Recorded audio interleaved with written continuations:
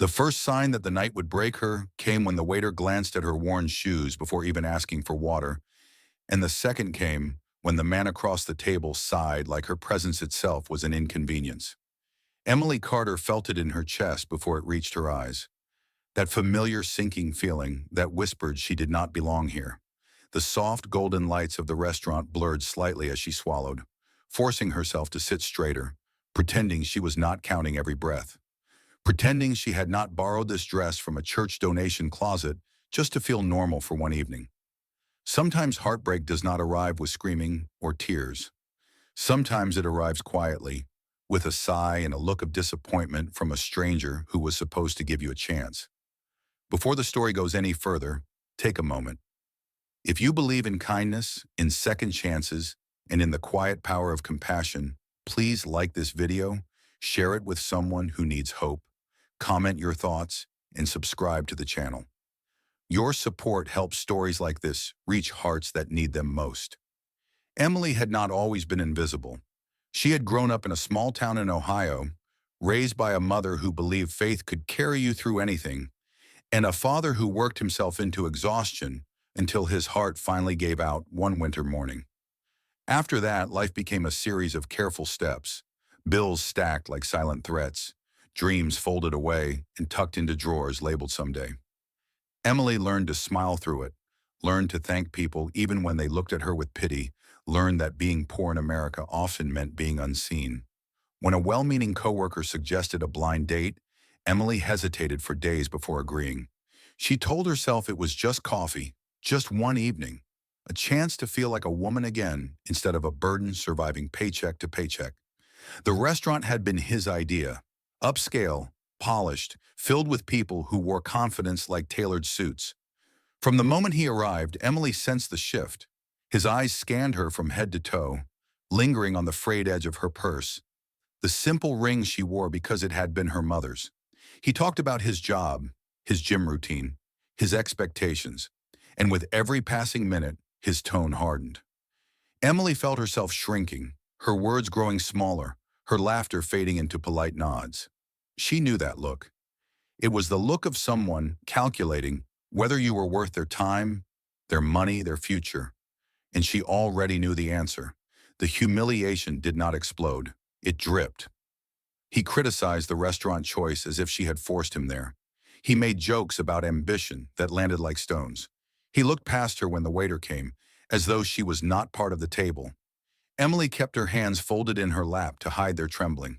She told herself to endure, to survive the hour with grace, to go home and cry where no one could see.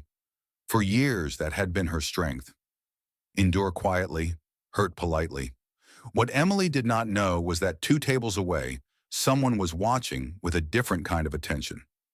Michael Thompson had come to the restaurant alone, a rare thing for a man whose life revolved around school pickups, grocery lists, and bedtime prayers. A widowed single father from Indiana, Michael carried responsibility in the lines of his face and gentleness in his eyes. His wife had died 5 years earlier after a sudden illness, leaving him to raise their young son with a mix of fear, faith, and stubborn love. He did not come to the restaurant seeking romance. He came because sometimes, after putting his son to sleep, the silence in his house felt too loud.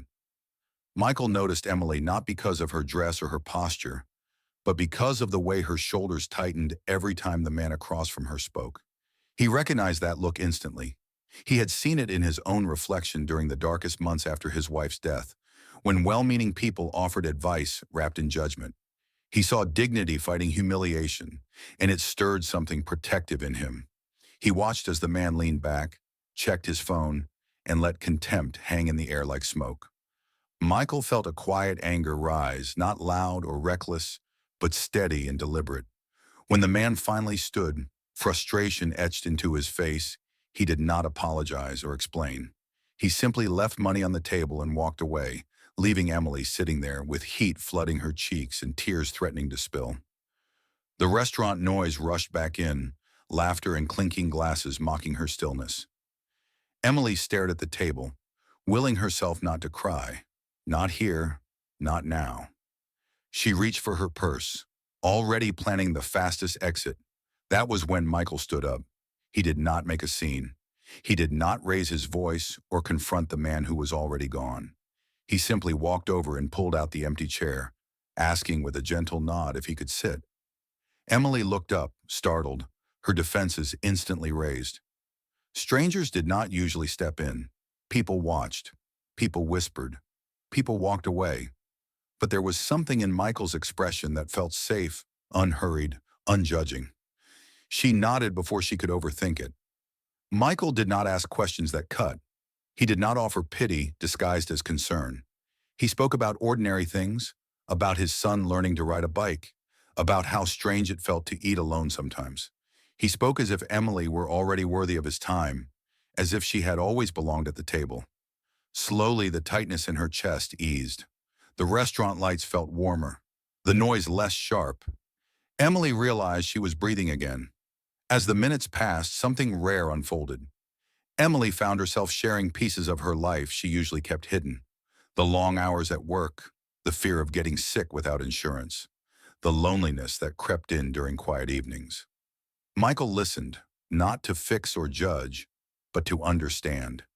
He shared his own struggles, the nights he cried silently so his son would not hear, the way faith sometimes wavered before finding its footing again.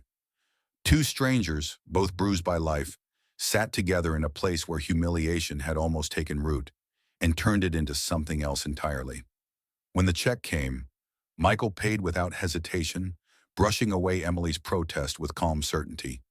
Not as charity, but as kindness, as respect. They walked out into the cool night air together, the city lights reflecting in puddles on the sidewalk. Emily felt lighter, not because her problems had vanished, but because someone had seen her and chosen compassion without expecting anything in return. They did not promise forever that night. They did not rush into declarations or dreams. They exchanged numbers and parted with a quiet understanding that something meaningful had begun, something grounded not in appearances or status, but in shared humanity.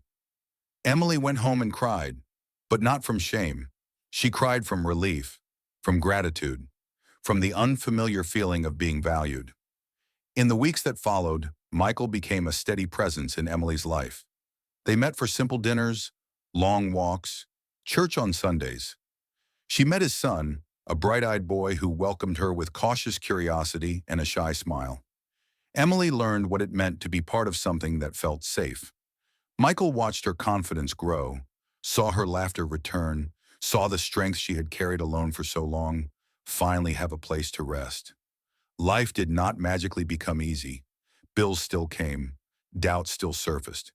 But now when Emily felt small, there was someone beside her reminding her of her worth. And when Michael felt overwhelmed, Emily's quiet resilience steadied him. Together they built something real, something rooted in faith, patience, and kindness.